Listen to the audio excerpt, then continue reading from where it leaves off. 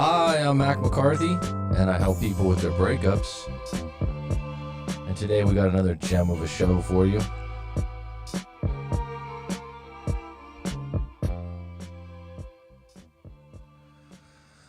Visit writemac.com if you want to send in your story. But let's get into it.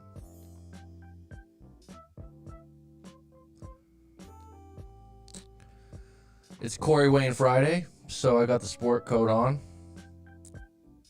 Thought I'd switch it up for you guys today. It feels so 80s right now with a sport coat and a shirt like this. Gotta love Corey Wayne though. Right? And the funny thing is Corey Wayne, watching his videos, what's up, Roller Girl? I think he went away from the sport coat and the shirt, and he went into his condo, and I think people missed the old school entry and the old school look, and he went back to it. I don't blame him, because people are attracted to familiarity. They like to see the same stuff. What's up, Windy Dawn? How are you, hon? Got the vacuum on in the background. That's always nice. Nice way to start things. Make sure my sound's okay. So we got a good topic today. Why can't I stop thinking about my ex? Will it ever end? I've talked about this before. There's a new story that came in, so I thought, why not unpack it a little bit more, but we can go into some different angles with this. And even though it might be a similar topic than before, I'm excellent. We can actually get into some other things, because whenever you look at something like this, different things come up, especially for me. So I'm going to start it in honor of Corey Wayne and his style of his show with the dress, the sport coat today and the shirt, and I'll start off with a quote. And the interesting thing is I usually on my phone will just take notes sometimes, and I'll create my own quotes. It's something I've been packing away for my book. The thing about narratives, they're never wrong. They're just a way to believe what you want to believe. And this is a quote that I've had keep popping up. Sometimes your notes remind you of things, and I don't remember reminding myself of that. But just think about that for a moment. The thing about narratives, they're never wrong. They're just a way to believe what you want to believe. And we always have a narrative. We always have a story we're telling about something. We're always building a case to why we want something, why we don't want something, why we like something, why someone deserves something, why we deserve something. And so this comes up again and again, and it applies to most things in our lives. And actually, I was just re-listening to the book Letting Go by David Hawkins. Yeah, I listened to that in my car this morning on Audible, and it was interesting because it sounds different this time around. It's resonating a little bit more. And one of the things he said that's really simple, right? It's always good when you get simple advice, right, Rob? You know, when you read these books and they give you examples and different things, how can you actually put this into action? It's not so esoteric. It's not so difficult to understand. And he said, whatever you're going through, or you're fighting, or you don't like, ask yourself, what for? Or even an extravagant item. So he used the example in the book of a Cadillac, right? Which I don't even think Cadillacs are that popular anymore. It kind of shows his age, because I think those were the cars of the 50s and the 60s. I'm not sure, a lot of, people would use a different car now probably. But anyhow, let's just say a BMW, an expensive BMW. I have a friend that bought a BMW, I think, a couple years ago, and I'm pretty sure it's over $100,000. Amazing. To each their own. And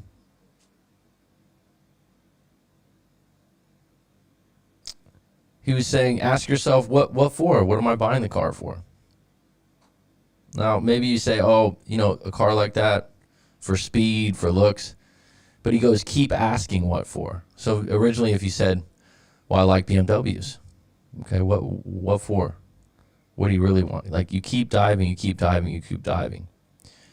And you'll get to a point where he said you'll realize that it's either to fulfill something, like happiness and in insecurity. Material items would be a real interesting thing with that. Why do I want to buy this? What is it for? Something that's, if you really think about material items too, there's a lot of stuff out there that holds no use that has value. It's pretty amazing, right? Baseball card, piece of art. I suppose someone could say that motivates them or gives them nostalgia, but is it useful? No. I've always told people, one of the things you should spend a lot of money on is a computer. You're going to use it. In most walks of life, you need it for your job. And you'll probably, to go back to you'll probably use it every day. So if there's anything you want to go big on, it's probably that. Right? So getting back to the topic today, why can't I stop thinking about my ex? I numbered out some things before we get to the story. We got 7 on deck. Thanks for the likes. And these are topics that just came up to my head during breakfast. She left and it hurt you. You don't like being hurt, so you want to change the narrative. This is big, man. Or he left and he hurt me, and you don't like what they told you, so you just want to change the story. Well, they told me this, they told me that, they told me they don't want to be with me, they told me I just want to be single, and you just can't accept that storyline. It doesn't make sense to you. I have to switch this. It's their story. Right? Narratives are never wrong. Narratives are never wrong to the individual saying the narrative, because a lot of the narratives, it's opinion based. It's not fact based.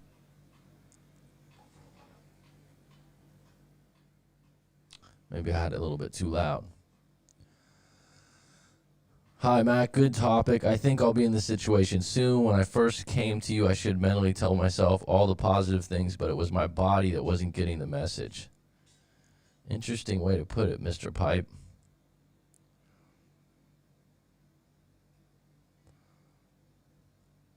Yeah, we'll have to go deeper on that. Can you elaborate a little bit, University Pipe? Thanks for the heads up, Clutch. I hope it's better now. I think I just had to turn down the, get some outside noise here for the cleaning lady outside too. All right, number 2, the cliffhanger, the open loop. I've talked about this many times on the show. I know University Pipe. I remember you mentioning that yesterday. I know who it is, bud. I remember the picture. The cliffhanger or the open loop post breakup, where they left you, but they didn't give you all the puzzle pieces, or you don't feel like you know the whole story. That's a tough one, right? It doesn't add up. There's something missing. They can't tell you something. That would be a really difficult one, right? I want to break up with you. I can't tell you all the details. This is a big one. I'm just finding myself. I don't know who I am right now.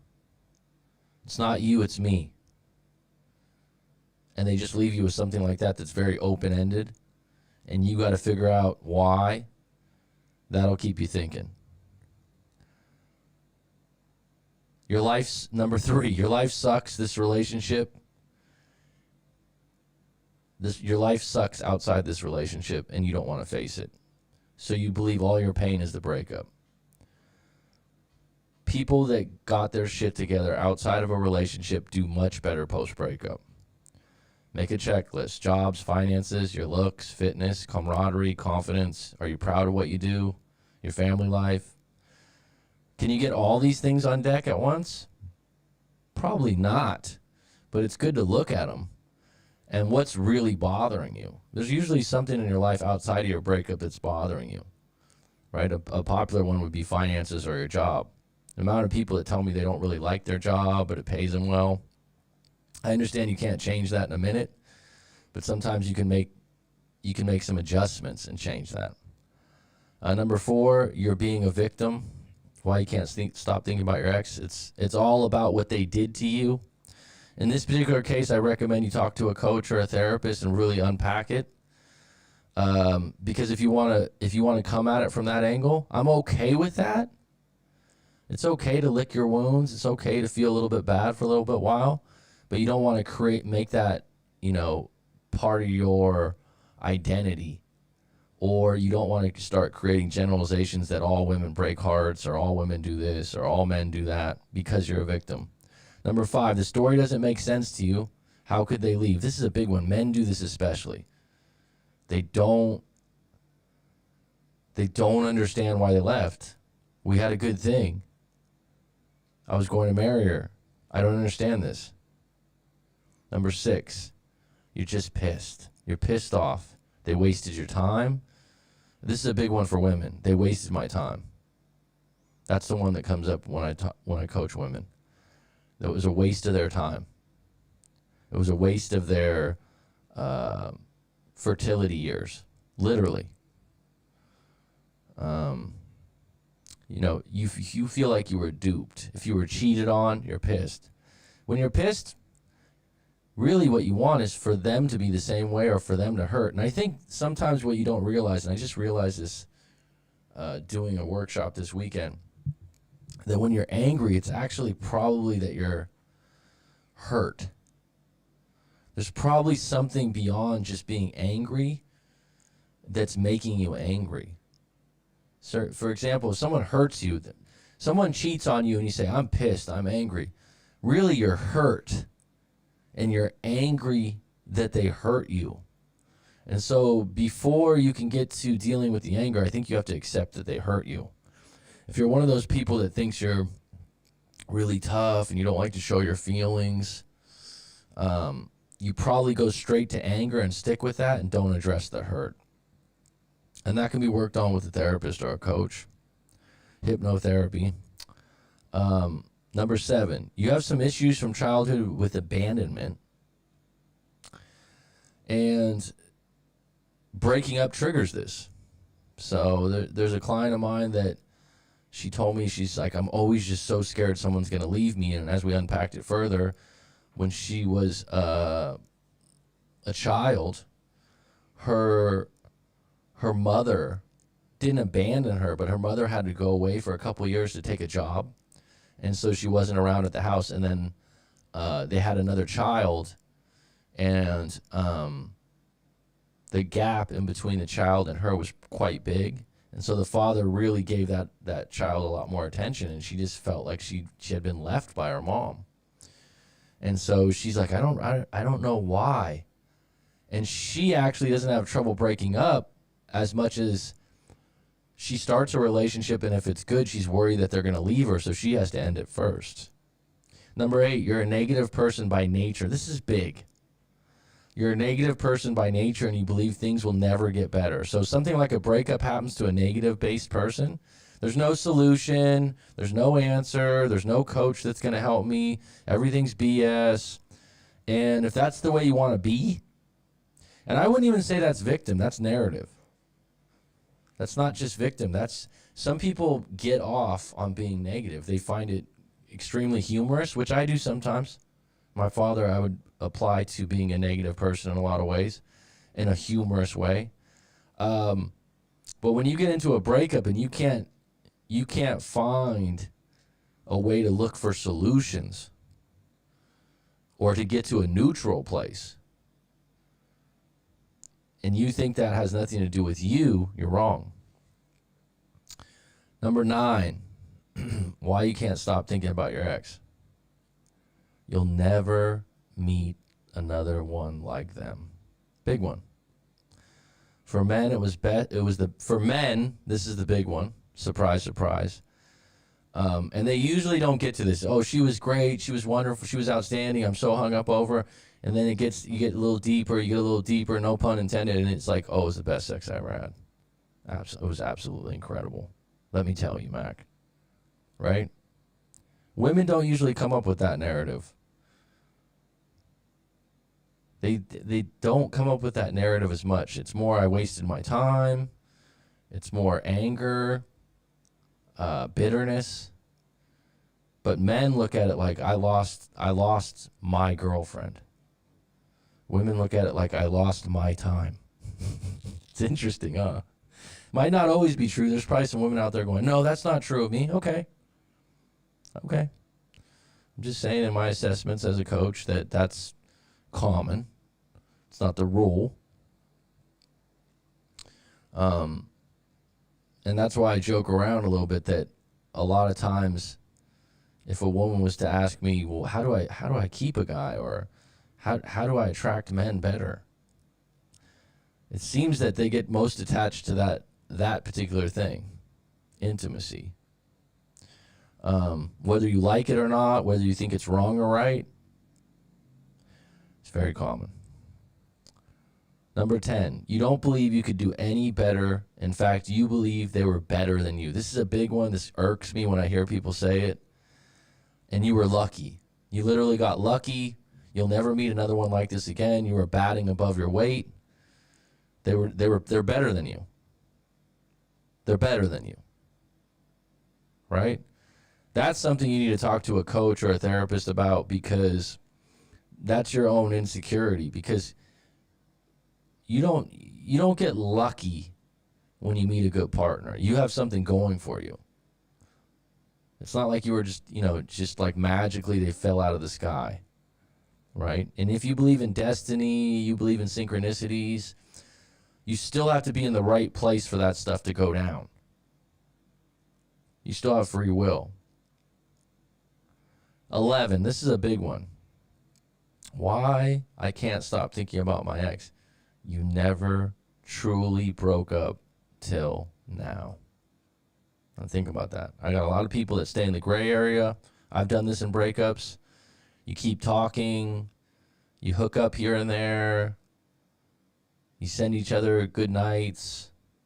Then 2 or 3 days go by and you don't talk. So you're kind of in this off and on phase. You didn't, and then when you really break up and they cut you off, and this is the case in this story down here, I think, all of a sudden it gets real, and someone's like, oh shit, why do I feel this way? Because you haven't really gone through the breakup. You've been half-assing the breakup, and you didn't want to go all in because it hurts too much. I get it. I've done it. Right? I've done it. But then when it gets real, that's when you're going to really have to go through the rehabilitation. You're going to really have to feel it. So I got a story on deck here. Let me just check what UP said here. Modern Shrink said, difference between reflecting on being portrayed and obsessing on it longer than it needs to. I don't know if it's emotions, but my body was drained from energy, yet I was seeking help and everything made sense mentally. But the connection of what my mind was getting and accepting wasn't reaching the rest of my being. It no longer for the balance to happen when I felt good energy again, not drained. Funny how you can remember a lot of losses or embarrassments and when they happened in your life, but when you break up, you remember all the good. You got to dig a little for the bad moments. Led to the split. I'm so in that off and on phase now that you just broke up, now that you just broke that down. And that's natural. That's natural. That actually means that you probably had a pretty good relationship that was lacking in a specific area that couldn't be met or couldn't be changed. So to me, a lot of times when you didn't truly break up, there's a few reasons. Number one, it wasn't all bad. It wasn't a clear-cut reason to break up. In other words, you get along, you care about each other. She's pretty good to you. He's pretty good to you. This is one of those classics where we're still really good friends. We still got along, but the intimacy wasn't good. And it just couldn't be overcome. Or the guy has money problems all the time, but everything else was good, but we just couldn't get through the money problems because money problems affect a lot in your relationship. Right? So you get into these, like, you never truly break up. It's hard. And also, if you regard yourself as a good person or a nice person, breaking up's harder. You know, friends of mine that are tough and identify with being tough, they break up and they go all in. Doesn't mean they don't hurt, because they won't show you. Because they identify with being able to do that. They identify with, fuck it, I'm done. I'm not looking back. Doesn't mean they don't suffer. Doesn't mean they don't have their speed bumps. But just as much as you don't like to be hurt, if you consider yourself a pretty nice person, compassionate person, or empathetic person, when you break up and you see your ex not feeling well, you want to fix that. And you do it for a day, you do it for an hour, you do it with a text. And the reality is you just carry on what the inevitable is to break up.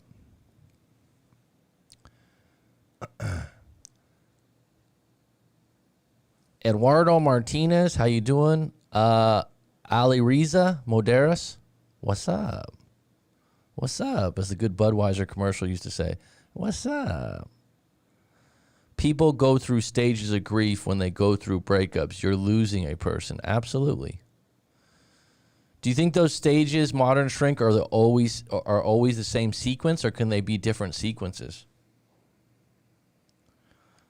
I remember when I went through that bad breakup 12, 13 years ago now, I remember a friend asking me, when are you going to get angry, dude? And I was like, what? What do you mean? He goes, that's part of it. You should get angry at some point. You're still not angry. And I got that phase, I think, a little while later. Not deeply, but I know why, because I don't regard myself as an angry person, nor do I like being angry. Some people like it. I had an ex-girlfriend before that likes a good argument. They like a good fight. They like to get angry at people. It's part of the way they were raised. No, there's different. I agree. You can skip a stage as well, or go through multiple at a time. I agree. All right, let's get into the story really quick. Coach, my breakup happened 2 months ago, but we've still been in contact until a week ago, when we sort of agreed to stop talking. So here, it's the classic gray area stage. She's 33 and I'm 38. I met her online, and from the first date, we were inseparable for over a year. We basically lived together, but kept our own places. Intimacy was the best I ever had. She said the same. Okay, I'll believe her. We both have a child each. Well, that's good. That's balance. The kids got along when we brought them together. I guess the major problem was that her ex seemed to always pop his head in the door. And at first, I was threatened by this, as she described him as a real a-hole. And she also believed that he had become bisexual, which I never dug deeper on. Okay. It's funny because actually this has come up a few times over the 3.5, 4 years I've been a breakup coach, that, or there's been someone that's gone full on gay and they found out about it. So it's not uncommon. When she'd bring him up, it was in a negative fashion, but she wouldn't carry on about it. She seemed completely over him, or so I thought. Now looking back, she probably wouldn't have talked about him a lot if she was over him. Well, one thing you're not mentioning is how long they were together and what happened in their breakup and what she's specifically saying about him. So if she's talking about him in a negative regard or a positive regard, I will say this. I believe in the people I've talked to, there is a deeper bond with an ex, I think, when they had a kid together, right? Regardless if the guy's an a-hole or not, there's something deeper to that you have a connection with the kid. Now, you've left some details out that if we did a live coaching session, I'd ask some questions here to unpack, what was said, how it was brought up, because it counts. That being said, one thing you're overlooking, even though you were inseparable, this relationship's not that long, over a year. So when you meet someone online, I've said this before, I'm not against it. It's a good avenue to meet people in the 21st century. It's for some areas, it's the only avenue if you're in a country area or something like that. But you didn't know this person for shit before you met him, right? You didn't know him at all. Zero.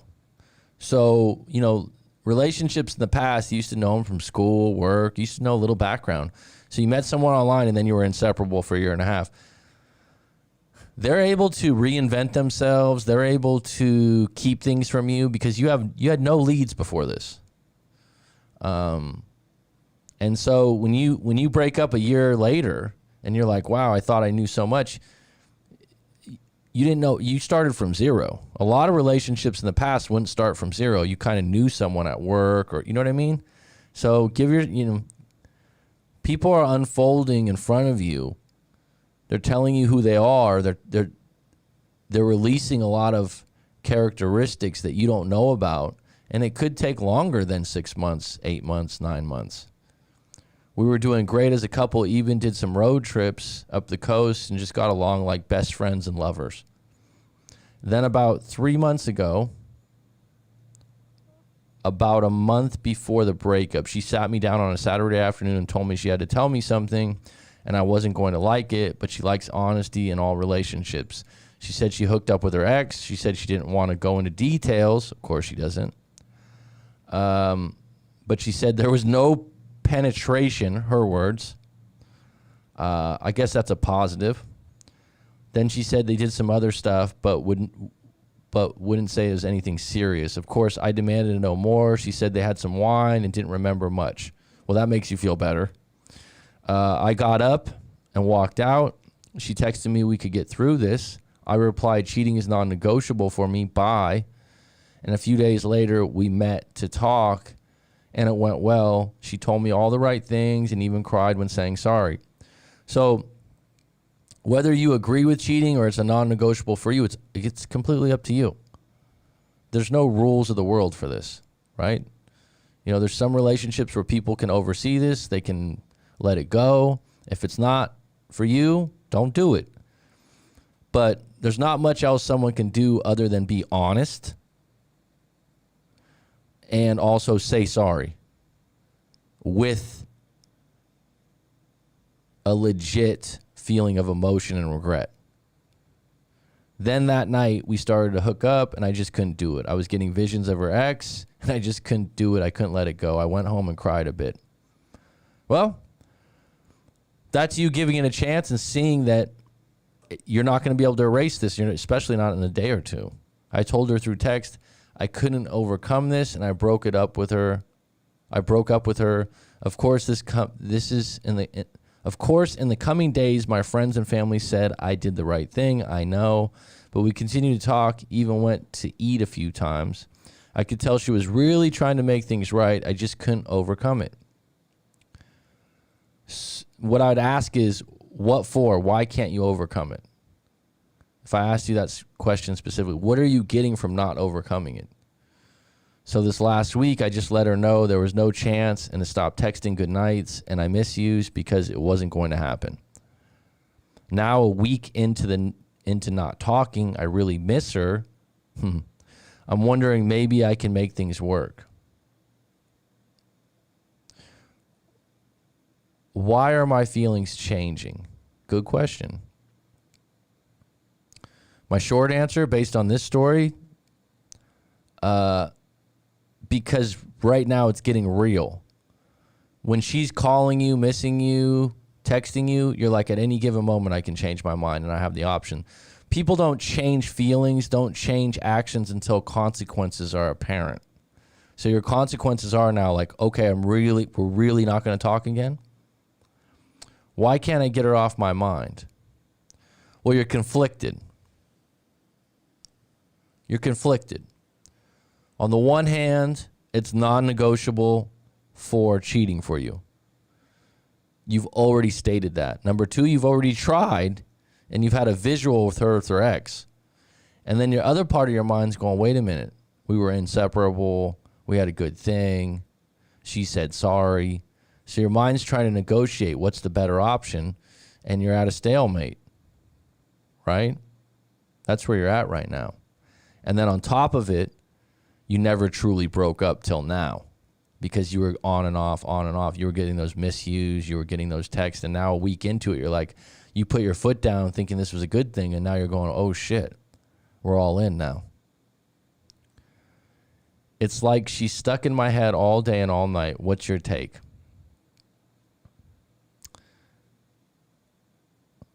What's my take? Book a coaching session. Unpack this a little further. It's been a year. But I would say that you need to decide what's more important. Moving on and sticking to your morals and values that cheating is non-negotiable, and understand that. Because if you get into this relationship and you could somehow overcome that, is it going to pop up in 6 months and 3 months? Because this guy's not going away because he's the father of the child.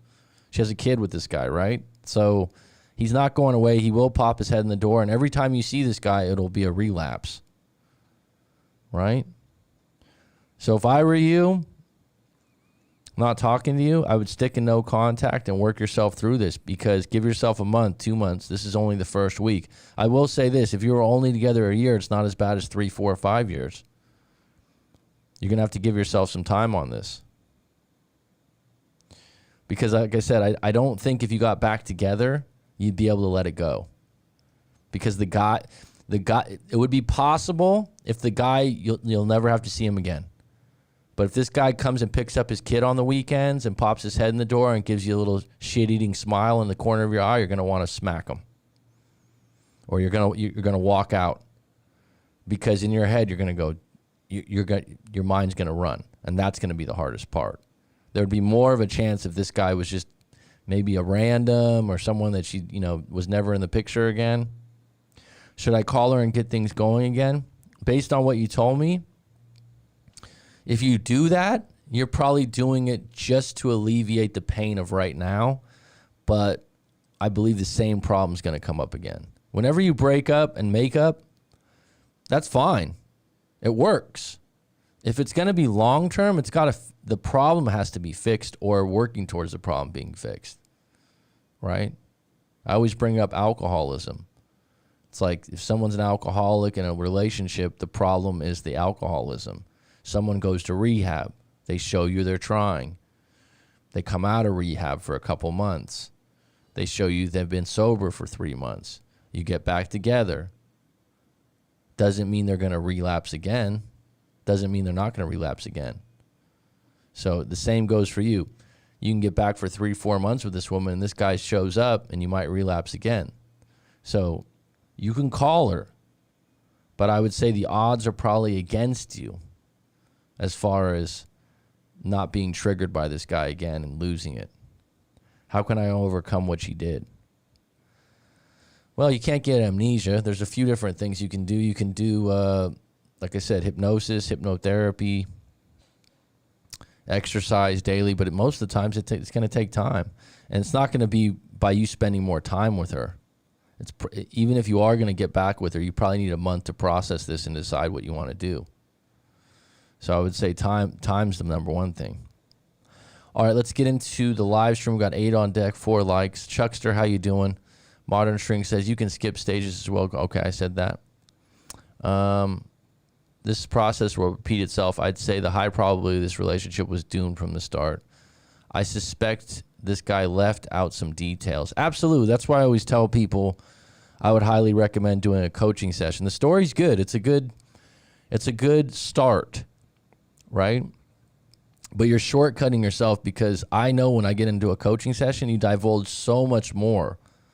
The amount of times I've had people tell me 45 minutes in, or they book a second coaching session and they go, hey, look, I want to be honest with you. 45 minutes in, an hour in. Because they just want to tell the story they've been telling their friends and family. But then when they go a layer deep or 2 layers deeper and get a little vulnerable, something comes out that they left out in the story that's significant. That's why it's important to talk to someone that's objective. One thing that helped me from our sessions was moving forward is most attractive, but moving forward for myself. Absolutely. Absolutely. Well, UP, you're a caring person. So some people post-breakup have a lot of pity have a lot of fear that the other person's hurting and they want to make that go away. And that's understandable. On the flip side, do I want pity post-breakup? No. No. All right, does anyone have any questions moving into this? We got a lot of regulars on. I don't know if we have any newbies today, but if you guys want to drop a question in regards to your relationship or anything, this live stream's wide open today.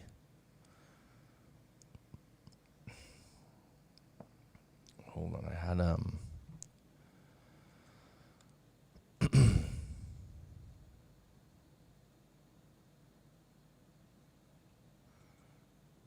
there was another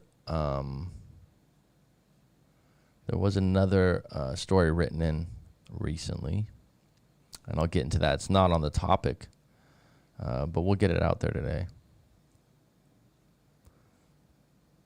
The saying "once a cheater, always a cheater" isn't always correct. Before I used to think this. Now with experience, this isn't the case. Yeah, Modern Shrink, I wouldn't agree with that. The more we do what we do, yourself included, and talk to a lot of different people, these generalizations or these sayings makes things easier to understand. But the reality is, no, someone can cheat and make a mistake. They can be sorry for it. There could be a variety of reasons, and they can never do it again. So the fact that if someone says that to someone, they're planting a seed that it's impossible. But the other part of it is that a lot of society or individuals that are your friends, family, colleagues, or even your therapist or your coach, with the sensitive topic like cheating, they have the propensity to project onto you what's right or wrong.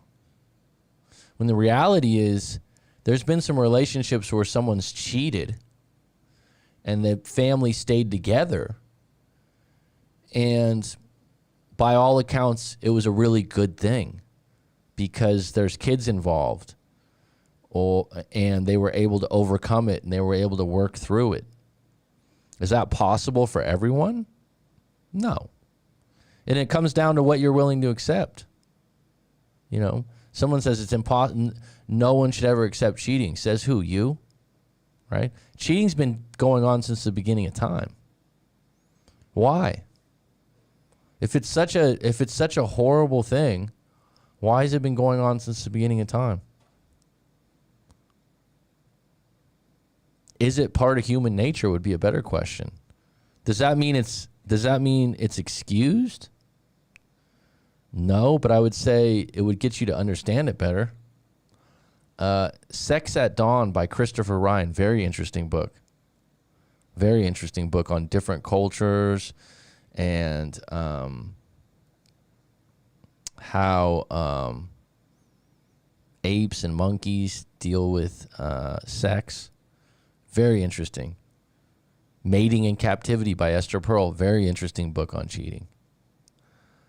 What's to stop her from having more wine or other liquor and getting her intimacy fixed from the ex?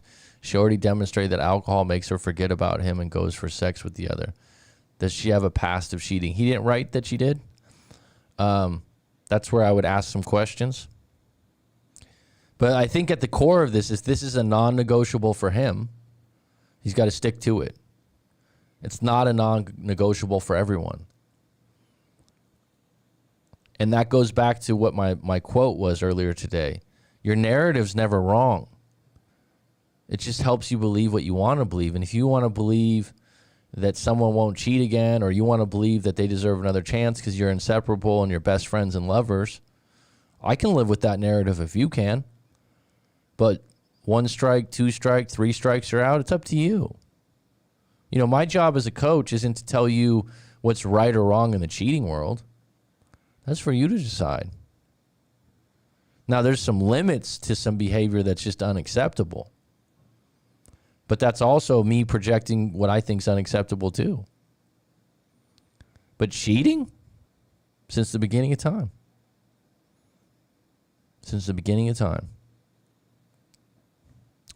And I would add to that, once a cheater, always a cheater. Sometimes the cheater needs a few experiences, a few consequences, a few losses to realize, hey, you're gonna lose some good relationships through this, or this can't be accepted. But I would add one thing that's lost, Modern Shrink, that I would consider in your own line of work too, and I'm not saying you don't know this already, actually. If he was to accept this, right now, he's in danger of it happening again and her running the same playbook of saying, sorry, I messed up. So if someone accepts it at the beginning, or, for example, says, I know all men cheat, it's okay with me, as long as I don't know about it. I've known women that are like that in relationships. As long as I don't know about it, just don't let me find out. If they set that up, then that relationship, you're opening that up as an expectation in it, right? So, and there's plenty of people like that. Just don't let me find out. I don't want to know. I had a client before, she's pissed that the guy was so sloppy that his phone was going off, and her mother, his mother-in-law, her mother found the phone and said, look, and the texts were reading, he was meeting up with this girl. He had an affair with her for a year or something. But what really hurt her, I think she could have overcame it, is that they were talking shit about her. Like, oh, ha, ha, ha, does she even know that you're leaving? That really hurt her. But she was pissed. She was pissed that he didn't keep it on the lowdown. He was pissed. She was pissed. How could he be so stupid? Like, I have to divorce him now. Now, this was a different culture than America. So, and cultures have different outlooks on this too. If a person admitted to the cheating, there's a chance. If the partner found out about the cheating, then chances of cheating can happen again. Yep. It's like in this case, the woman's crying, she's saying sorry. Are you going to give her a chance to redeem herself? It's a choice. This surely wasn't our first adventure down that road. I don't know. I'd have to ask more questions. Do you think monogamy is a little more rare nowadays? This is an excellent question. Excellent question. And you're going to be surprised by what I say. No. I think if you look at history, now let's just think about this right now. So right now, I don't watch Netflix a whole lot, but when I do, I like to watch documentaries on individual people. Okay, that's just something I've always liked, biographical stuff. I was just watching the documentary on Miles Davis, the jazzy musician. I was just watching Pele, the soccer legend or football legend in Brazil. Who else? There's this crazy artist from Poland, very famous, I believe in the 1940s, 1950s. Okay, the list goes on. All of them cheated. All of them had multiple girlfriends and wives. All of them. Oh my God. Oh my God. This guy. Oh my God. The infidelity. Oh my God. Bill Clinton. Oh my God. Roosevelt. Oh my God. Why?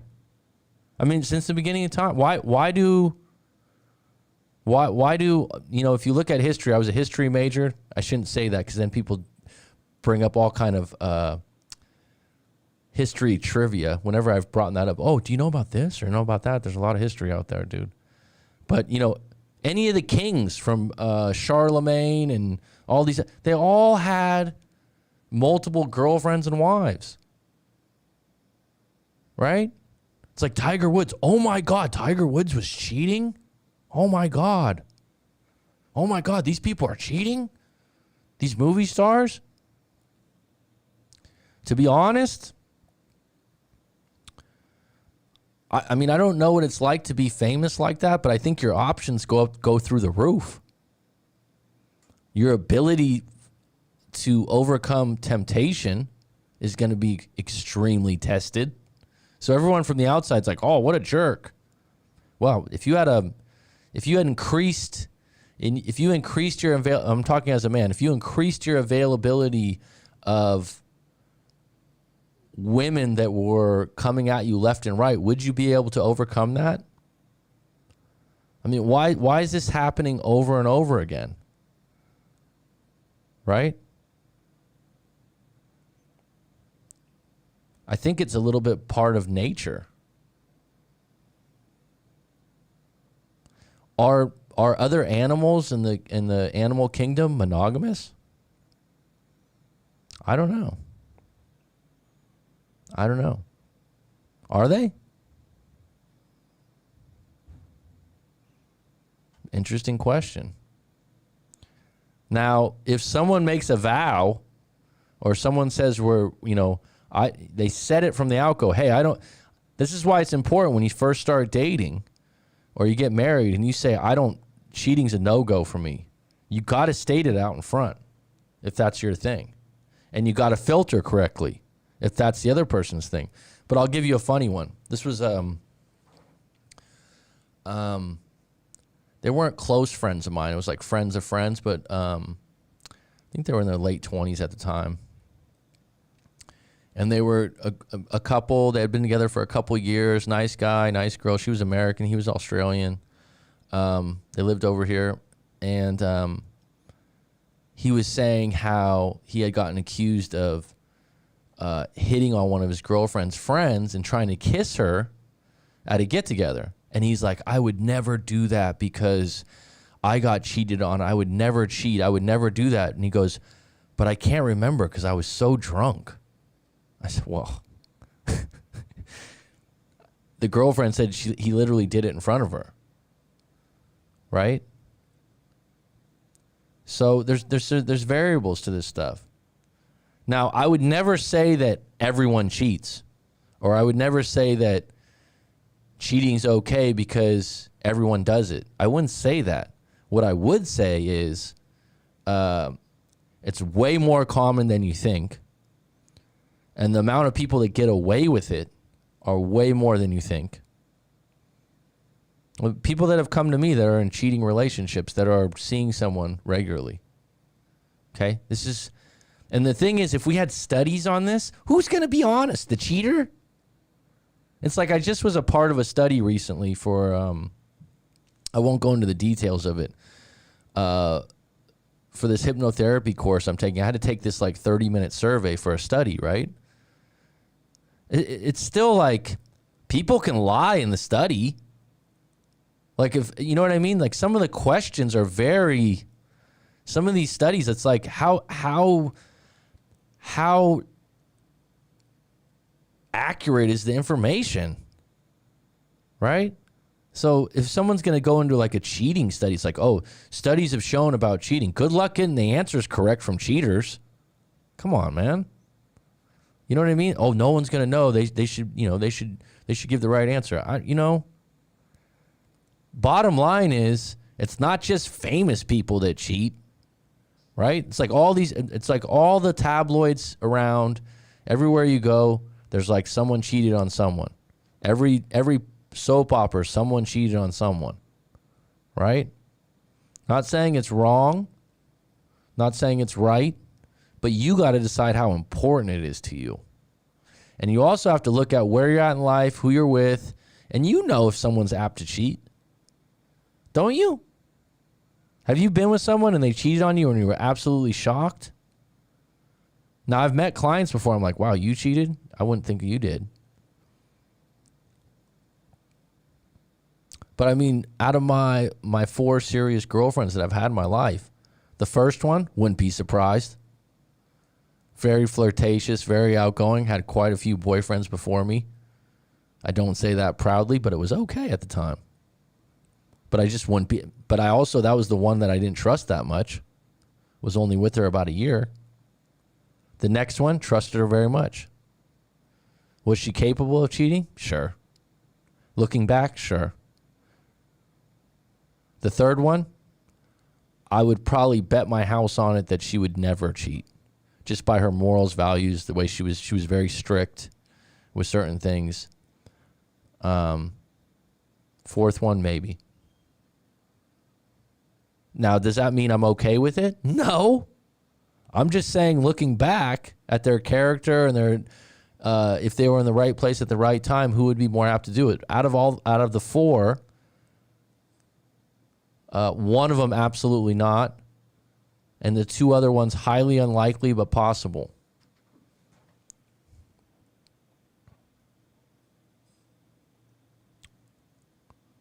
So just to answer, do you think monogamy is a little more rare nowadays? No. I think cheating's going to go on. It's going to go on since the beginning of time. And there's something, I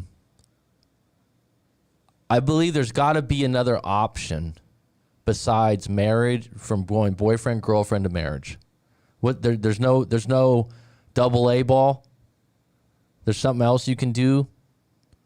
Because there's a lot of people that get married for benefits, because they think it's what they're supposed to do, because they think they'll be happier once they're married, right? The stigma of hookup culture has been normalized. So many people couldn't care less. But like I said, people have been cheating forever. Is it more easy probably online? You know what I'd add if you were going to make an argument about this? There's probably a variety of people that would have cheated but just used porn, right? So there's some of my friends out there, I mean, they're addicted to this stuff, right? And does that keep them from screwing around? Yeah, I've even had one friend before, well, at least I don't cheat. Okay, you're right. So I don't know if that would lessen the cheating. There probably could be a case made for that. Also, I would say probably back in the day, grandma and grandpa's time, if someone cheated, it probably was swept under the rug real quick. This, to some, sex is no different than a round of golf or playing pool. Yeah, some people screw for sport, right? It's like, think about going fishing now. There's catch and release, right? Oh, I've caught 100 trout on the Montana River, catch and release. All sport, no food. Right? What's the purpose? What was the original purpose of sex? To have kids? Right? It wasn't always just to have fun or have a good feeling. Now there's a lot of ego involved in it too. I cheated with my ex long distance. We broke up. Clump or Fur Kennel PH. What an interesting name. Fur Kennel. Ugh. I love her so much I decided not to pursue anymore so we can move on. I'm with the girl I cheated with, but I still can't move on with my ex. Clump. Well, if you want to send in your story, we can unpack it one day. So you ended up with a consolation prize. Why did you cheat, Clump? Clump of fur. You must work with animals. It's non-negotiable for him, but he seems to be going back and forth with his decision. I totally understand, Rob. This is a woman. He's conflicted. It's not that simple just to go, this is against my values. Romans were all about the poly relationships. In fact, men considered dating men better relationships because they were dating an equal. Look at the Greeks. Jeez. I hate cheaters. Okay, that's a clear-cut statement. That means you've been cheated on and you've never cheated before. You guys want to hear something interesting? There was a guy, I did a live stream, I think a week and a half ago, and there was only 3 or 4 people on in the live stream, one of those lowly ones. And the guy was complaining about, he found out that his girlfriend had been he didn't say prostitute. What do you call it? A call girl? Something like that. He used a different name. Escort. And I was like, well, how do you know? He got a private eye. So he had all the evidence. And he's like, she was meeting guys at truck stops. I go, you could just stop right there, dude. Right? He had evidence of it. And so he's going on about this. We were on for like an hour and a half or something. It was one of those long live streams where just a few people rapping. And it wasn't until an hour in, I said, well, he's like, I can't believe she cheated on me, though. I can't believe she did this. And I said, well, let me ask you this. Have you ever cheated before? And he went, oh. Like, I think he wrote like, oh, karma, man. yeah, I cheated on my wife at 25 and she was a good wife. It's like, I'm not saying that's karma. I'm just saying cheating is more common for humans than people actually give it credit for. It's way more common than you think. Whether you accept it or not is up to you. And I would say one of the ways probably to be in a better percentile of it not happening is probably to get married late 30s or up, because cheating's more common. But saying that, there's a lot of people in 20, 30-year marriages that come to me that have been cheating for a while, or someone cheated on them because they're just checked out of the relationship. They stayed married. They're unhappy. They're willing to cheat, but they don't want to get divorced. Studies involving emotional and mental realm are all skewed because you can't physically test it. That is why I refrain from saying studies show when it comes from psychological facts. Well, I'm glad you said that, monitoring, because I'm not anti-studies, but stuff like that, I agree 1,000%. It's really hard to get the data on that, right? Get the numbers on that. Cheating versus liar. If they are honest at the start and say, I want an open relationship rather than acting or saying otherwise. Good point. I would say that there's some women out there that would probably be open to that. There's some men that would probably be open to that. And the people that hate cheaters or don't like it would probably be like, oh, that's horrible. For you, right? For you. There's a friend of mine that frequents Tinder. She's in her early 30s, good-looking woman. And she said she gets hit up all the time from married couples or couples for threesomes. I said, really? One guy I knew said, cheat on them ASAP because they're going to cheat on you anyway. I thought that was a terrible outlook. I mean, you're getting revenge before revenge even starts. Yeah, I mean, if you're going to, one thing I was always told, if you ever cheat, don't tell them. They don't want to know. Now, some people would go, wow, that's horrible. I don't know. Remember that show Cheaters? Yeah, Chuckster. That guy got stabbed. Would anyone in here consider that if they suspected their partner was cheating? No. No, I wouldn't do that. I mean, look at the people they'd have on those shows, too. It was this equivalent of Jerry Springer. I used to watch it intrigued, though. I mean, that's intriguing TV, right? But what I mean, when you catch your, here's the interesting thing about that, and I'd like Modern Shrink's take on this. Let's say that Chuckster's girlfriend's cheating on him. He suspects it, right? I mean, if you catch them in the act, that's PTSD. If you catch, I have a client from before, that caught one of his first, like it was like teenage love, you know, like it was high school or something like that. He was talking about, because we were talking about his past relationships and his outlook on women and different things. And I was like, well, what was your first relationship like? And he had basically, he was infatuated with this woman, and she took advantage and kind of manipulated him. And, you know, he chased her around like a puppy dog, it sounded like. But she led him on a bit, right? And to me, he walked in on her with another guy doing some very intimate things, and it just horrified him. It ruined him for like 3 or 4 years. And like I said, when you witness something with your, it's like you run that movie over and over again along with the feeling. Man, I would highly recommend emotional freedom techniques, some hypnotherapy, NLP, some different things with imaging, because that's a tough one. I haven't had that happen. I haven't went there. I've had things where I got upset about something and it kept triggering me, but never an event where you walk in on someone with someone else.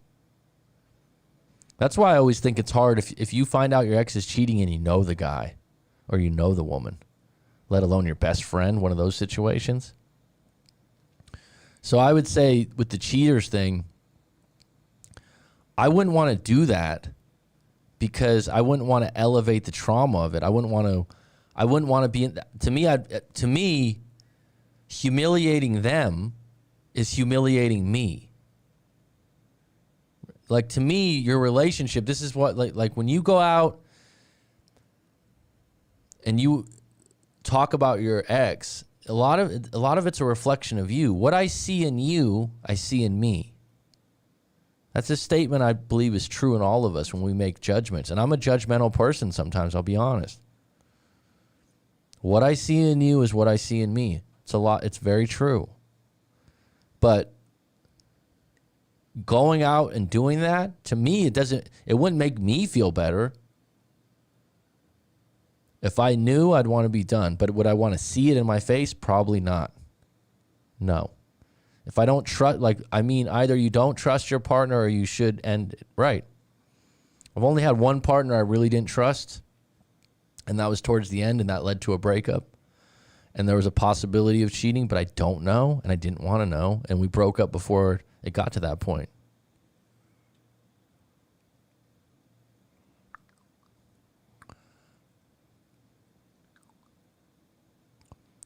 It's been hard. Maybe back of the distance, she always thinking I have something to hide, and this hot girl coworker of mine, I was funny guy in my job. Swear to God, this is true. She gave me her number, address, and the name of the hotel.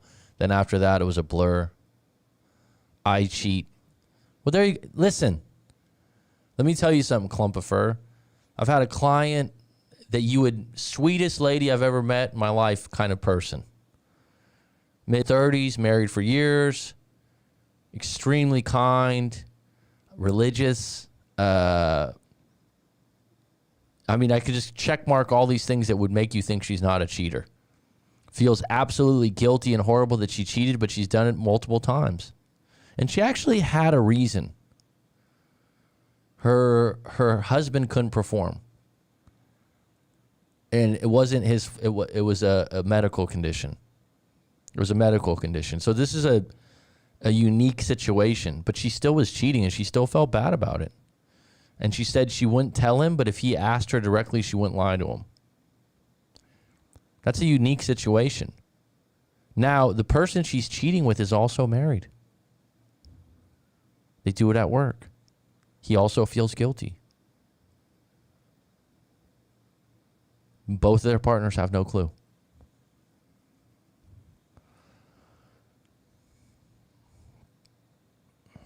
Joey Greco got stabbed on the moat. Yeah, a lot of that stuff's more and more staged, I think. Wasn't the stabbing staged? I don't know, Clutch. That's a good question.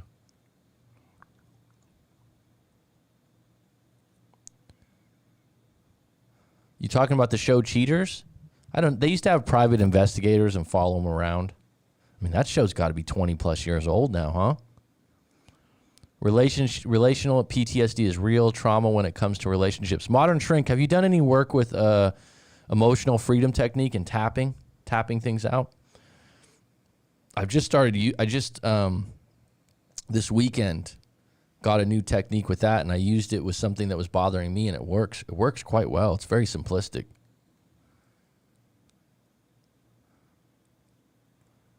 Unless it was by accident, I wouldn't want to catch my partner. I wouldn't either. I wouldn't want to. And like I said, I've heard many women say they just don't want to know. They don't want it in their face. The initial anger is real, and you smash walls, and you do your best not to smash dude's face in. But a few months later, you just freeze, reliving the moment. Well, you know what the best movie on that is Silver Linings Playbook with Bradley Cooper. I mean, that situation that he's reliving over and over again, I could see someone losing it completely, right? And then the girlfriend that he meets, or the girl he meets, look out, she lost her husband to death and she screwed everyone in the office. That was amazing.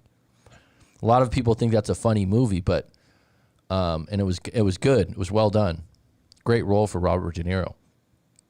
But you imagine walking in on your wife in the shower with the guy that you worked with? Jeez.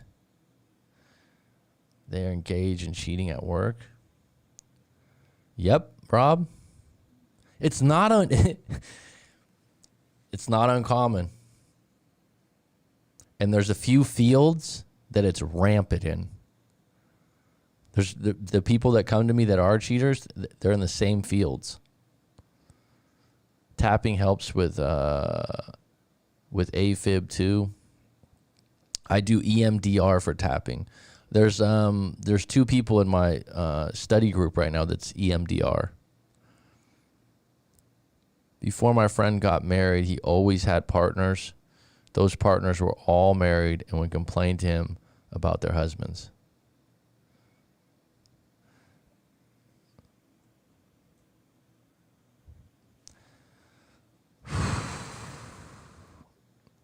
You know, I wonder if anyone's ever going to come out and say that modern marriage is a bit flawed and what it's asking of people. Like I said, it's, you know, the amount of you know what, I can't be objective because I deal with people with breakups, right? So, but the amount of people that come to me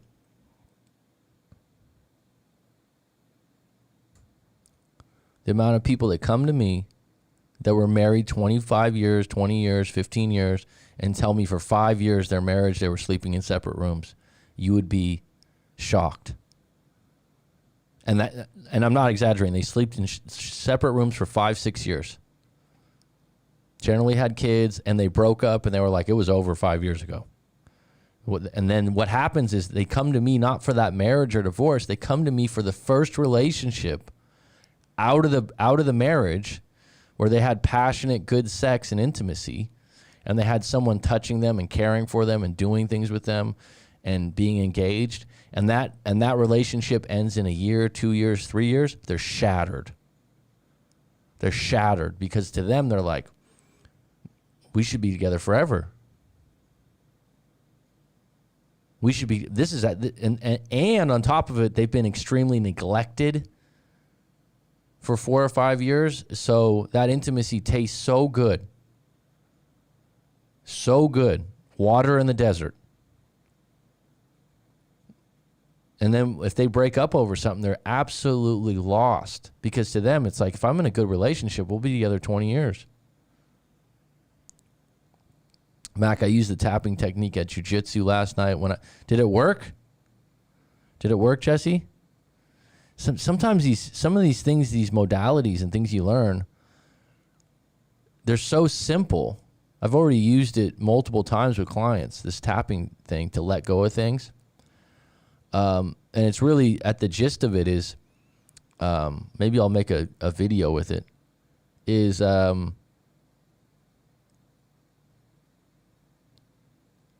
you have to accept what it is that you're having an issue with.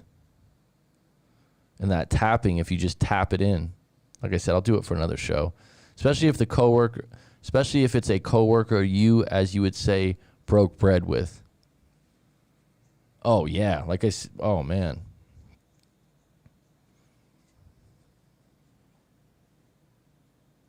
The worst thing is one of the worst things would be if your girlfriend or your boyfriend, you went to a company party with them or Christmas party, and then later on you find out that, you know, Todd's the one, he's the jerk that you met, that she had talked about a few times, and when you break up 3 months later, they're together. I've heard of that one a few times. That's tough.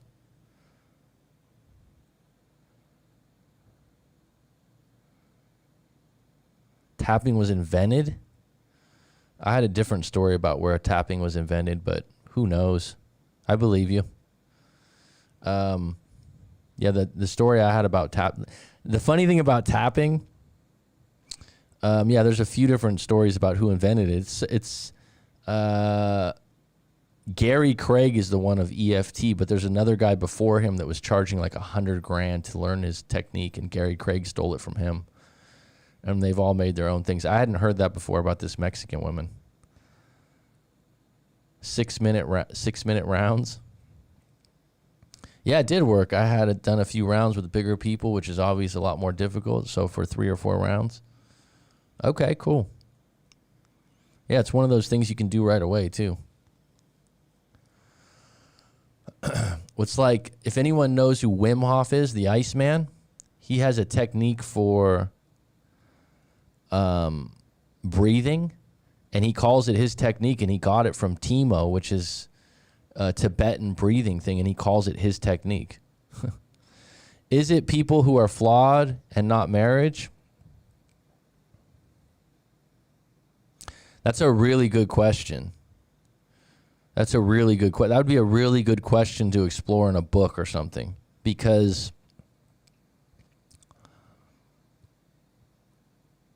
the question then would be, is marriage meant for humans? That would be, is marriage a legitimate thing that human beings are made to do? If the rest of the animal kingdom doesn't do it, it's a question to ask. If most people can't follow it, well, think of it this way, right? Let's unpack this in a different way. And I don't have a definitive answer. This is not something I've pondered, but good question, University Pipe. Religion. I grew up Catholic. Went to catechism. Was confirmed, did those things, but we didn't go to church every Sunday. How religious am I? I'd say I'm much more spiritual now than religious, in the sense of, if I went back home and I have to go to a funeral, or if my mother wanted to go to Ash Wednesday or some kind of Palm Sunday, I'd go with her. Right? Now, religion, right? It has these variances of how devout you are, how much you follow the rules of the religion, and what you do to show your devoutness, if that makes sense. Could marriage be the same way? Could it be one of those things where people, even though marriage is supposed to be till death do us part, no cheating, no lying, no this, could people just be putting their own rules on it?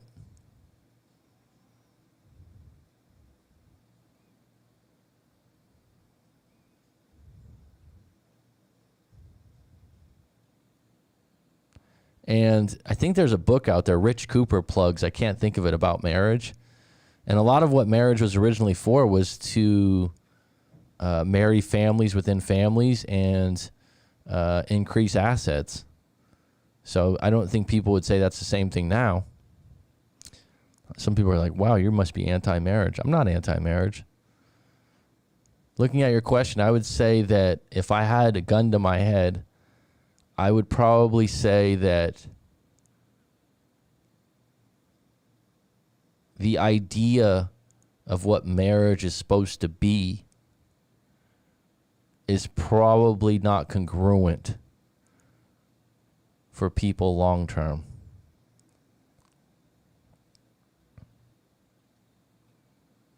Do you help guide through tapping, like have these mantras to repeat for each section? I tap, but I forget them. Chuckster, I can help someone with that. Yeah, create a mantra or a statement, like a declaration statement you start with, and then you go through it. But if you ever want to try it, I've had good results already. I'd just say that. And then if I were you, I'd definitely try the hypnotherapy. Game changer, big time. Just what I've learned this last weekend on top of what I already know. Everyone I've done it with has said it's great. How can I let go with the feeling of guilt? It sometimes hit me and it's a sickening feeling.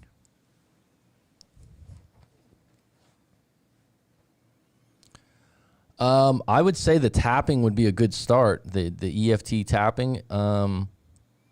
I would if you want to write your story in clump of fur and unpack it with me in a live coaching session, you don't find it useful or helpful, I'll give you a refund.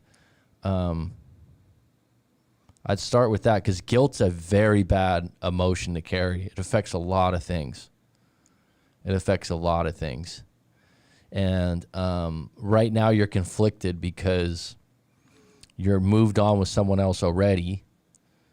You feel like you were wrong and you weren't forgiven.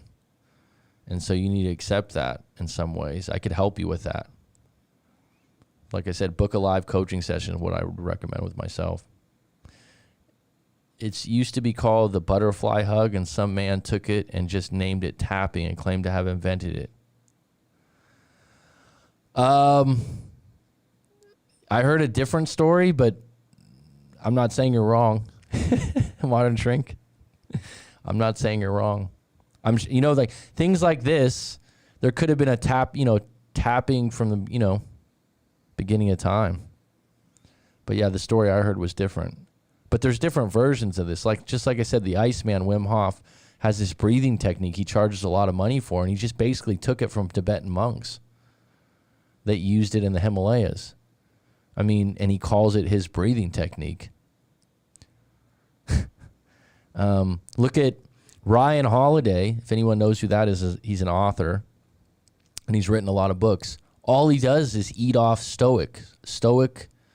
His whole premise, the last 2 or 3 books, is Stoicism. And Marcus Aurelius and all these Greek philosophers, and he just quotes them again and again and again and again and again.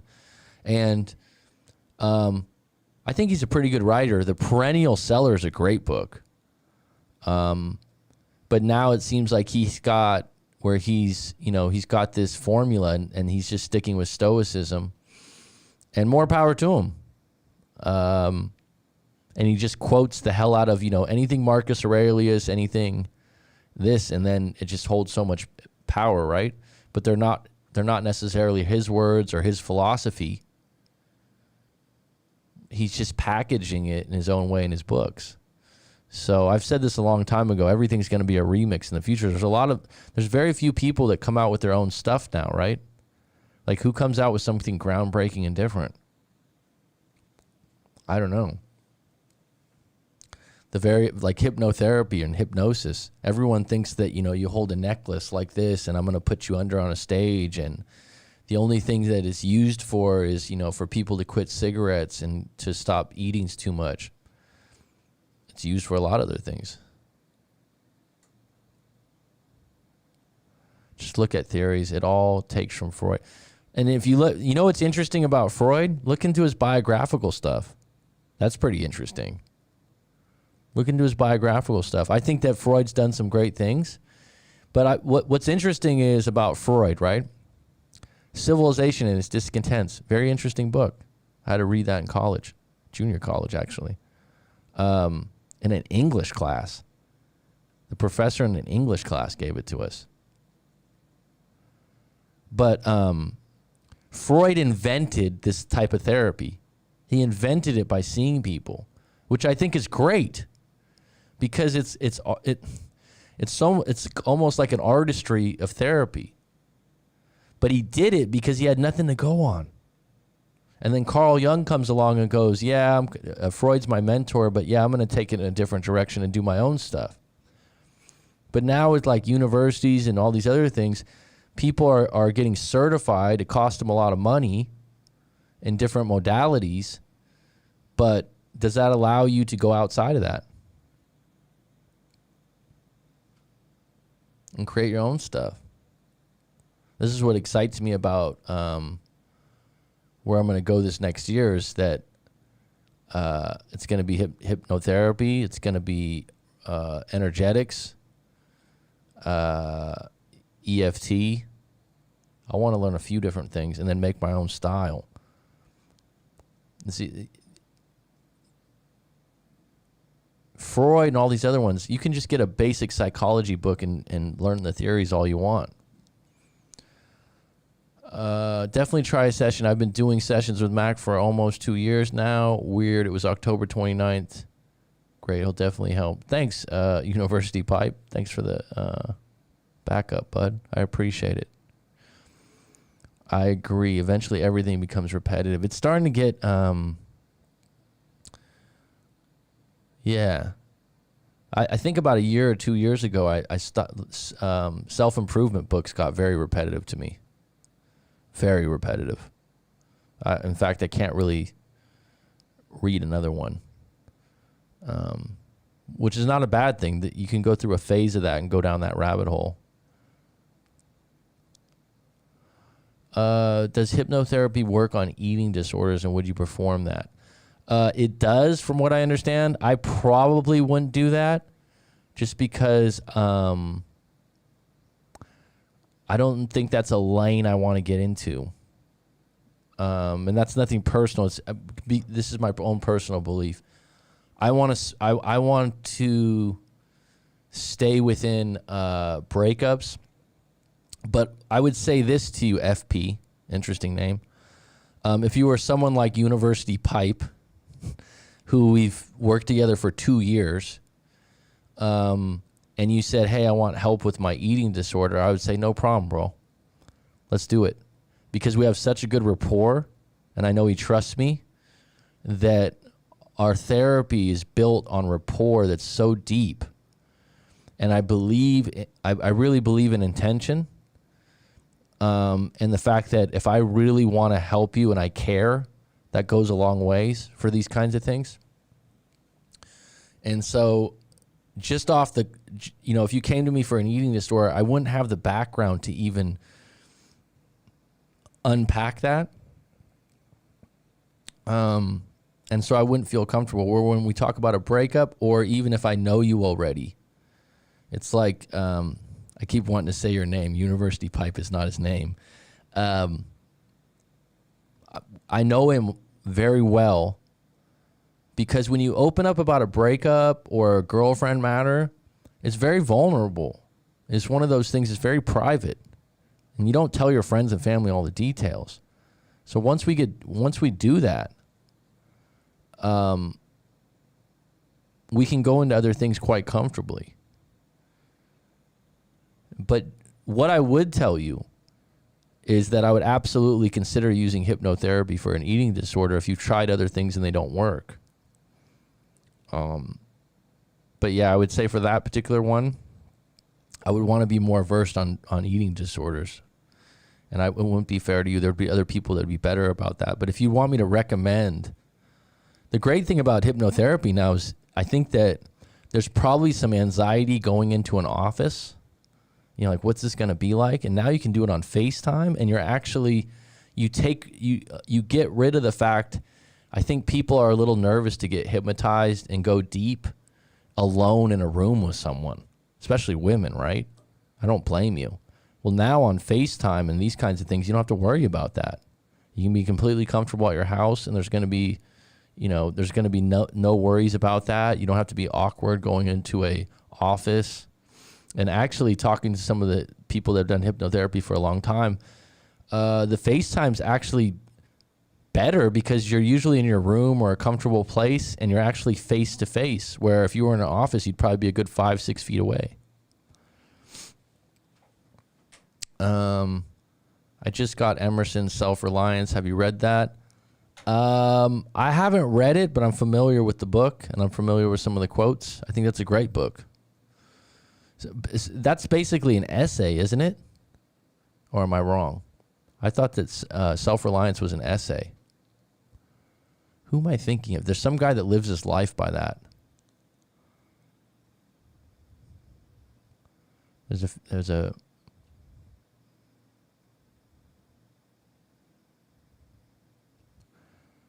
I love Jungian shadow work. See, the thing about Carl Jung that's interesting is he created all these ideas in different fields and theories that are really interesting, but he went out on a limb, right? He stopped following Freud.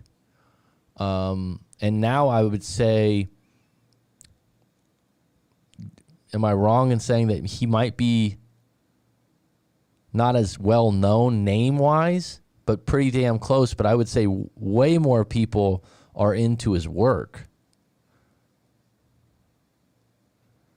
Was Freud the mind behind the Oedipus complex?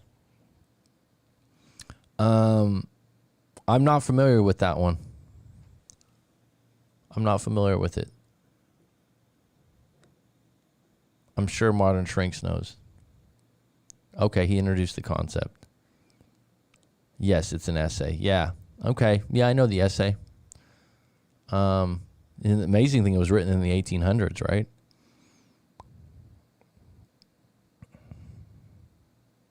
I'd say one of your best self-help books that would be useful would be Atomic Habits by James Clear. About how important habits are. That makes me think that I should read that again, because at the core of a lot of what we do is bad habits. Chuckster, right on. Way to start things off. You got me lunch on the beach today. And for all of you out there, probably in about, I'm going back to Cali, as the great LL said, and Biggie, at the end of November, and I'll probably be back for a year. So I'm going to change the time I talk on live streams. Does anyone have a preference? Because we got some of my regulars are on right now, but I'm probably going to have a different time than right now. It's 12:30 p.m. for me. It's probably 11 p.m. for you. I'm probably going to, starting Christmas, I'll be daily. And or starting December, I'll be daily, but I got to pick a time slot to be at the same time every time.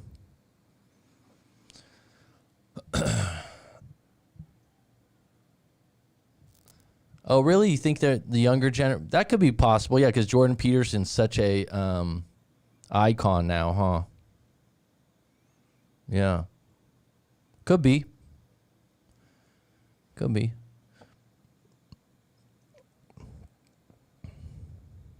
10:30 p.m. Okay. Yeah, I might do it in the morning in the future, but I'm not a night owl, so I definitely probably won't do it at 10 p.m. at night. You guys are all night owls. That's the ironic thing. My regulars on my live streams are all night owls, right? And I'm not.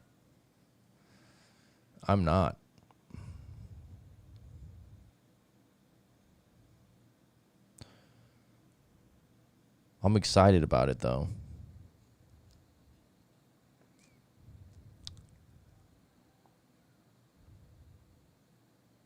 All right, I got this story. Let me see. We're an hour and 30 minutes in. 8 on deck, 7 likes, $9.99 in the chat revenue. Thanks for that. This story just came in. I don't always share them if they're they put it in the contact area rather than in the paid area. But he wrote, "I can't get through it. I'm writing you from Turkey.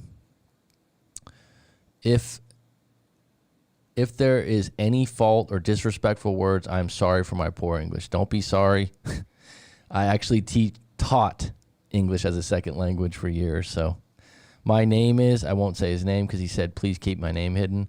I'm 25, live in Istanbul, Turkey. Turkey's a place I've always wanted to go to, actually. 5 years ago, I met a girl. We had been together for about 3 months. 3 months. Okay, so that wasn't very long. Then we broke up. Through the 2 years after this, we never saw each other again. Some other girls came into my life, but I sometimes missed her and tried to contact her, but I couldn't find a way. After 2 years, she contacted me online. Then we met. That night, I learned that she also missed me and tried to contact with me in the last 1 year. We decided. So after 2 years, she contacted me online. So 2 years later. Wow. Then we met that night. I learned that she also missed me and tried to contact me in the last year. We decided we love each other and to be together again. Wow, you decided you loved each other after being apart for 2 years. That's amazing. So 3 years ago from today, we started a relationship. Okay. In the 2.5 year of our relationship, some problems begun. She broke up with me. So what did she break up with you over specifically? We both were sad because we were done. We never communicated for the following 2 months. So you didn't even tell me why you broke up. One night after that, she called me and told me she missed me and still loves me. So this has nothing to do with whether your English is good or whether your English is bad, but because it's public and you're not doing a private coaching session, you're withholding. Why did you break up? I need to know why you broke up to give you advice, man. She also missed me and told me we tried it again, but she couldn't do it. And then another breakup. Why couldn't she do it? 1 month later, she contacted with me and we tried again. This time, it was looking like we were okay. She was happy, so was I. She literally told me how glad she was because she had me.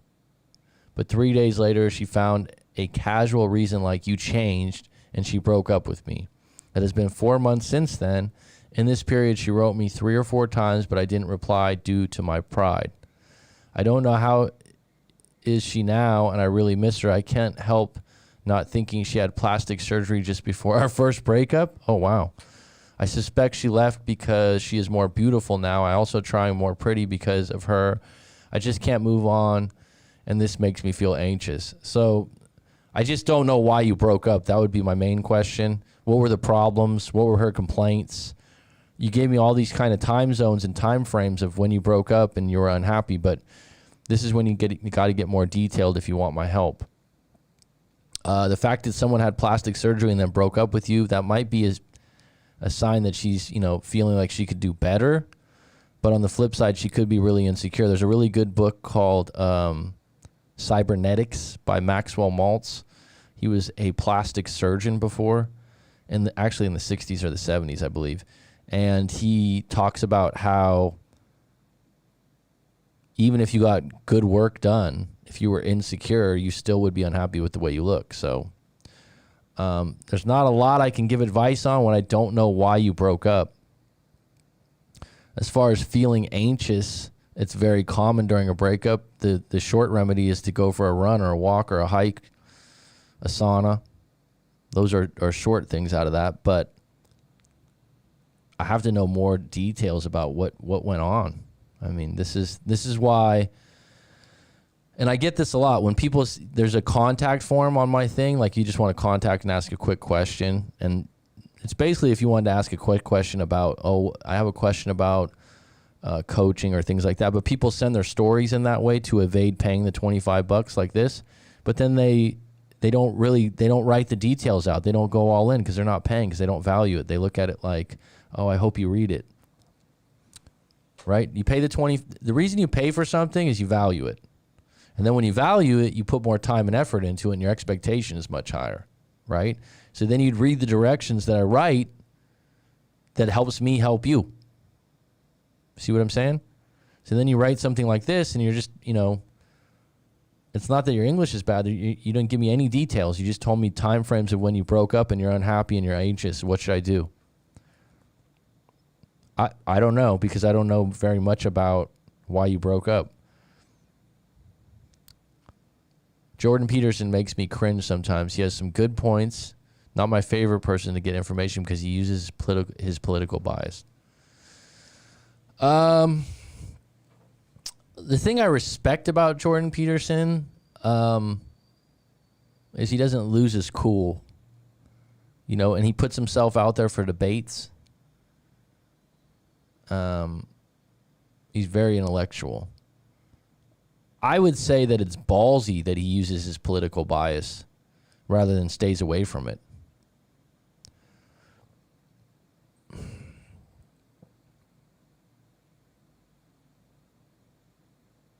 I feel that way about Ben Shapiro. Ben Shapiro, man. Have you ever seen how many ads he runs during his show? And the ads are like about gold shops and insurance agencies. He's got some cheap ads, man. It'll be like 15 minutes in and be like, hold on. Let's stop really quick for the advertisement from Gold's Insurance Agency. 1 moment, please. Okay, thank you. And then he like goes in and you're like, geez, it's only been 10 minutes. And then 10 minutes go by and it doesn't feel like that kind of a show. And it feels like the 80s when they had like, infomercials at 1 a.m. in the morning. He's got this professional show. He's a smart guy. And then he'll just throw on these, like I said, like if you want to buy gold today through Johnson, Burkham, and Berkowitz, the best gold company you can buy gold from. If you're looking for gold, and you're just like, whoa, man. There's just, it's like you got off topic just 10 minutes in, then the next 10 minutes, it's like when he used to do When he used to interview people, he did the same things. It's hilarious.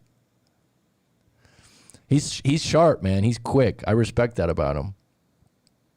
I'm okay with people having their own opinion and views, but none of that should be put in psychology. We're supposed to be unbiased professionally. Don't use your title if you want to be biased. You know what, Modern Shrink? I think in order for you to have an opinion, you're gonna be biased in some way. In order for you to have an opinion that people hear and listen to and debate, you gotta have an opinion one way or the other, because the ironic thing is the more people that hate you and love you creates a much bigger audience. Hence characters like Donald Trump, Howard Stern. I wouldn't put Jordan Peterson in there, but he seems to strike people the wrong way. Ben Shapiro. You need to have some audacity and an opinion. And I'll add, it was interesting. The one time I've seen Corey Wayne interviewed, he's a big Trumpster. He's a big Trump fan. And this guy was like, wow, that was, because I remember being surprised that he put that in he was putting that out there, how much he liked Trump. And this guy that interviewed him was like, wow, you went all in on Trump. Do you think that that really hurt your business? And he's like, hell yeah, it hurt my business. I lost a lot of business from that. A lot of people got pissed off, but he goes, that's part of who I am. That's part of masculine energy. That's part of me being upfront about my views. And I thought to myself, you know what? And he goes, well, if I don't, he didn't use the word platform, but if I don't say what I feel, then who am I? So, he wouldn't be as popular if he stayed neutral. I do believe when you're talking about psychology in that regards, if he has a patient or a client, then he's probably going to be more neutral. But I've seen him stay neutral pretty good, but he's got to have an opinion on these things. I mean, he does a lot of debating.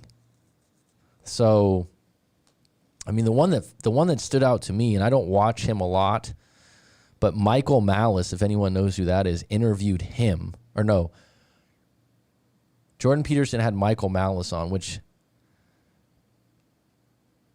Michael, I'll just say I'm biased. I don't like him because he made this blanket statement about all teachers because he's an anarchist, and it was just ridiculous, his statement. And the guy's got a platform because he's got audacity. He's humorous, and he's going around saying that he went to, and this is a big one. This is I don't want to get into this political thing, but people go out. Joe Rogan just did this recently. He's talking about the vaccines and how it's unconstitutional and all this other stuff. And so Patrick Bev asks, well, what do you suppose we do about it? And guess what Joe Rogan says? Joe Rogan has a huge platform. He's got a lot of resources. And what do you think he says? He goes on this tangent about freedom and it's not right and this and that. And I thought, wow, that's ballsy of him, right? At the same time, I'm vaccinated. I'm vaccinated. But so he goes. So then the person goes, "So what do you think we should do about it?" Well, I think it starts with us talking about it. Oh wow, big wow. Same thing, Michael Malice. Let me talk about anarchism. Are you actually gonna get the wheel turning on anarchy? I mean, seriously? You might as well be pissing in the wind, dude. Are you serious? I'm an anarchist. Well, okay. Good luck with that. That seems like a great thing to do for society. And what got me about it is when he's talking to Jordan Peterson, is one of his examples were that all teachers are mediocre. They're these and Jordan Peterson kind of flinched, and let him go on and on and on. And because he wrote a book about North Korea, he thinks he's some kind of crusader for freeing North Korea. Nothing's happened since his book. No conversations, no talks. It was just an audacious thing to go do. It gets publicity. No wheel was turned. Nothing. Right? And there's this big thing. There's this big movement of spectators. And I would say, you know what you're better off doing, Modern Shrink, University Pi Double D, FP? Help some people in your immediate circle. Help your neighbor out. I know this sounds cliche and cheesy. Seriously. Like, people are being a part of these big, oh, I believe in anarchy. Good luck. Wow, man, I bet you'll get that going. No, I'm an anarchist, man. Good for you, man. That seems like that's great for the world. And you're going to move that. You're going to get that going. And you're taking an hour, 2 hours of prime time with Jordan Peterson to talk about this. What do you do with individual people in your sphere of influence to make the world a better place that no one knows about? Seriously. Like Modern Shrink, I'm sure you have moments. I don't know your therapy practice or what you do, right? I don't know the logistics of it. But I'm sure you have moments where you get no credit and you change someone's life, perspective, day, or week. Do you understand what I'm saying? And people are getting involved in these big fucking topics where they have no power. It's kind of like me going to the Warriors or the Niners game. I'm a big sports fan for my Bay Area teams, right? Rah rah. Okay? And I can sit there and say they play a bad game or a good game, and I say, oh, so Steph Curry played like crap, this or that, spectator. Am I going to go play the game? No. It's all passive. There's nothing to it, right? But people get involved in these narratives now. Like, you're not going to, what are you going to start helping people in your immediate circle, neighborhood, job? Okay? Be a good human. Getting involved and claiming you're a part of these huge movements. What are you actually doing? Now, if you told me, no, I do this, I do that, right? You're gonna say that all teachers are mediocre? Wow, that's a fucking big statement, dude. Obviously, that touches a chord with me being a teacher for 10, 11 years at various levels, right? And you're a comedian and a writer? Wow, man. So my point is you got these people out here and it's just spectator talk. What are you going to do to make the world a better place? What are you going to do to make the world a better place? Oh, I don't know. Right? Help out someone immediate. That better human psychology. How about that? Instead of talking about anarchy, why don't we say, like, I have a new philosophy called be a better human. I would say I'm a good listener, and that does a lot of people to feel heard and cared about. Absolutely. Thank you. See, that, like a statement like that, I'm like, good for you.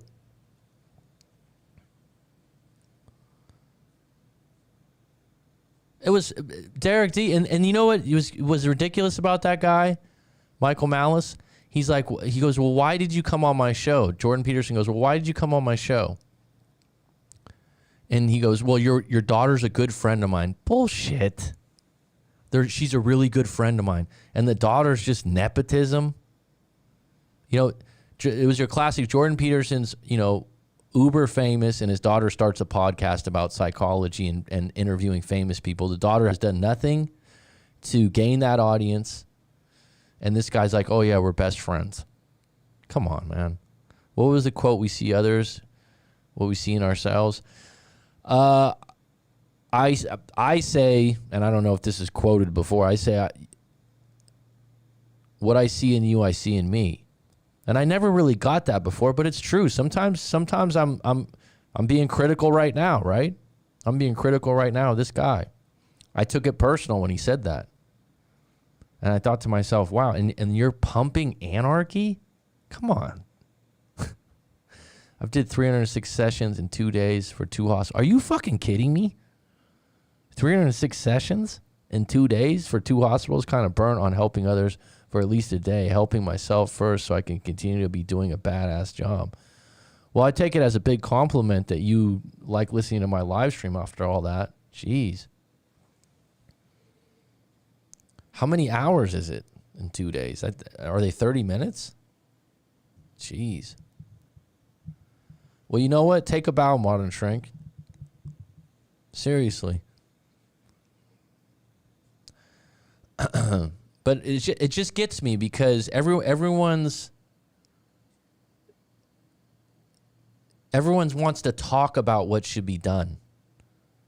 Right? One of the most famous personalities in sports is Stephen A. Smith, Brian Windhorse. Right? Professional spectators. Never played in the NBA, never played professional sports. All they do is judge and project. And you want to. I don't know if all the news does this, but all the sports guys do this. Listen to it. Every sentence starts with "I think," which means I don't know. This is just what I think. And it's just gotten to a point now, we have so many platforms, myself included, that you just get these. There's a lot of bad messages and content out there. And that's going to be a big problem in the future. You got to really sift through it, man. Derek D says, I help people daily. 9 to 5 involves helping people. Good for you, man. And it's funny because people have asked me some different questions about my coaching and what kind of people I get. Honestly, I'd say 9 out of 10 are really good people when they come to me for coaching. Really good people.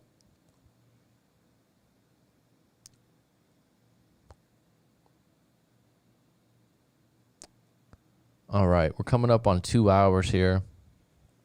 I got a little heated there for a moment.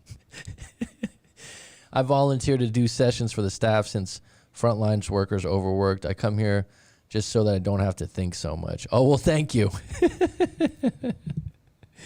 Well, you know what's funny about that? In Thailand, the word stress translates to don't think, thinking too much, literally. And they say and Thai people will say all the time to you, oh, you think too much. It's actually a negative. It's kind of funny how things translate.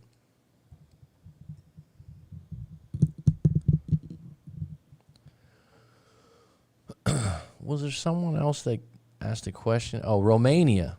Wow. Land of the great gymnast. In the morning thinking about my ex. Did you have a question in Romania? Mediocre people. What a horrible thing to say. I think it's like I wouldn't listen to a movie star or musician for business decisions. They are famous because their acting or ability to play music. Well, that's what's changed, right? Everyone's got their own platform, myself included. And I believe in that. But some of the stuff out there, I'm just like, God, man, you're taking shots at people. I'm just sensitive to that because it's like people that take shots at teachers, there's good ones and bad ones. But you try the job. It's a lot of responsibility. And done right, you can change lives, man. Not because you taught them their ABCs, not because you taught them how to write a paragraph or a paper in college. I'm not talking about that. I'm talking about if you have a position with young people, and I would say anywhere up, because I taught I taught at a charity for a couple of years. So I taught, 5 years old all the way up to teenagers. If you got a position like that, you got a lot of power in a kid's future by just placing a compliment or a good job in the right place or pulling them to the side and telling them how good they did in work. Did you ever, let me ask you all this. Did you ever have a teacher that out of all your teachers, maybe not all your teachers you probably had this. You probably had some teachers you really didn't like. Then you had teachers you don't really remember that were average or average to you. And then you probably had 1 or 2 or 3 that were really good and really said something nice to you or did something good for you. Fucking change your life, man. Because they have the closest role to your parents or caretakers. I think it's like I wouldn't listen to, yeah. You think it's normal to still thinking about an ex? Yeah, short term, still dating, still thinking about her. After 2 months still, we dated only 1 month exactly. You think it's normal? Well, I need to know your story and your situation to give you my take, but is it normal to miss an ex? Absolutely. Is it normal to miss him in the morning especially? Yes. Usually and it's normal to even get dreams about it. So the reason you're probably thinking about it is, if I had to guess, it was a surprising breakup. It wasn't a breakup that you thought was coming. Have you ever helped someone recovering from a breakup from a narcissist? Yes, but I don't. Yeah, it's very common to dream after a breakup. Are you Irish in Romania with that? I'm a McCarthy, so I'm like, what's with the 3-leaf clover? Well, hey, if it's religion, it's cut and dry. If you guys would have stayed together, it would have been a problem a year down the road, 2 years down the road. That's something I don't recommend. Turkish? Oh, we just unpacked your story, man. We just had a Turkish person. Oh, no, that wasn't you, huh? That's funny. I just had some guy from Turkey.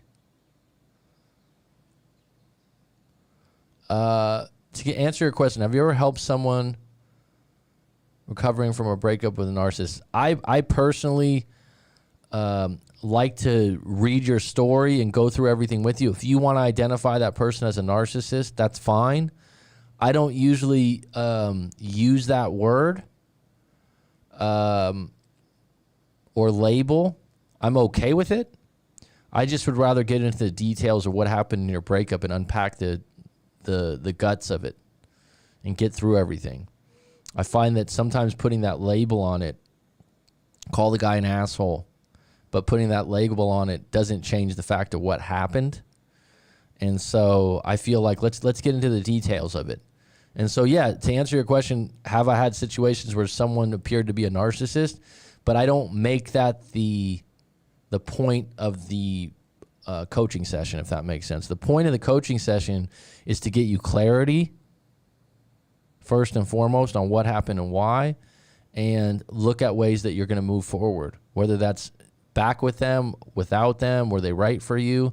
Because when you get into this point, FP, into they're a narcissist, they're this, they're that, you're losing track of what you want. You're losing track of who you are, where you're headed. You're blowing the whistle on them and asking everyone to look at them and see how bad they were to you. The reality is most people don't care that much. I'm sorry to say.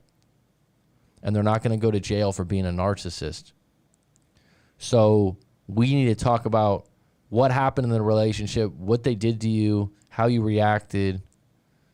Talk for an hour, 2 hours, and really comb through it. Because you also want to realize, how did I stay with someone like this, and how am I going to move forward and not be with someone like this again?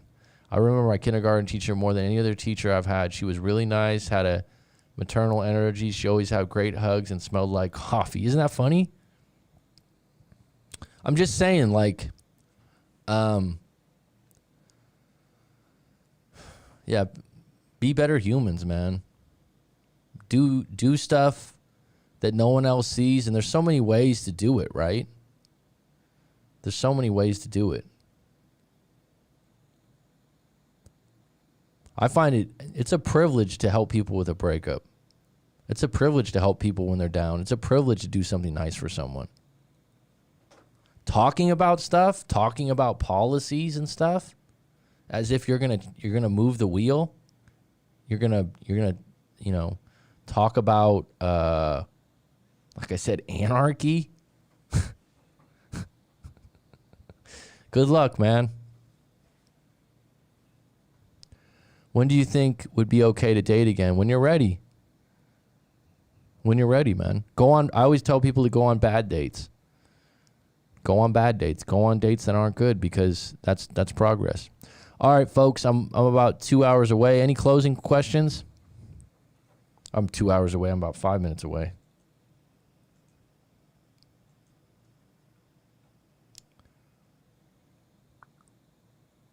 Yeah, bad dates are good because you got a story to tell. You're already anticipating it not being good, but it gets you back in line. And sometimes from a bad date, you could meet another woman. You could meet another friend. You could, I'm not saying the bad date would be your friend, but you get out there. You get out there. How's yoga for me? Or how's yoga for the person? I just went to yoga last night. I went to a yin yoga. It was very easy compared to the other yoga class I've been to, actually.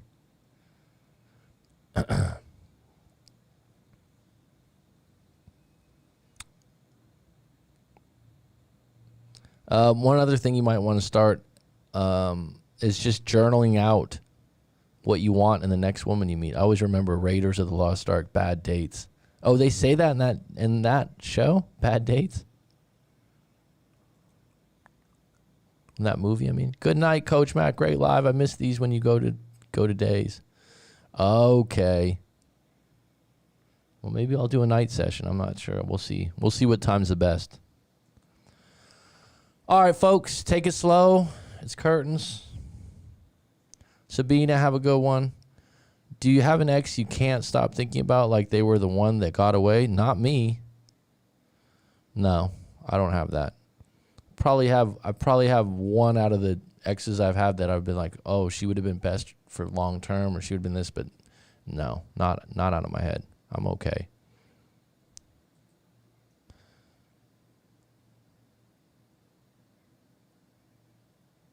From eating a bad date. Okay. Dr. Jones. All right, take it slow.